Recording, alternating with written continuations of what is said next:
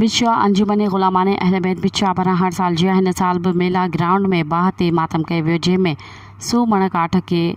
दुरूद शरीफ़ सां धोई साफ़ कयो वियो ऐं मेला ग्राउंड ते 22 फुट डिघी ऐं 2 फुट वेकिरी खंदक खोटे, जंहिंखे 50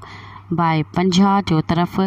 लकड़नि ऐं खारदार तारुनि सां मज़बूत पिंजरो ॿधी सुबुह जो 10 वॻे समूरो काठ खंदक में विझी उन मथां देसी घी विझी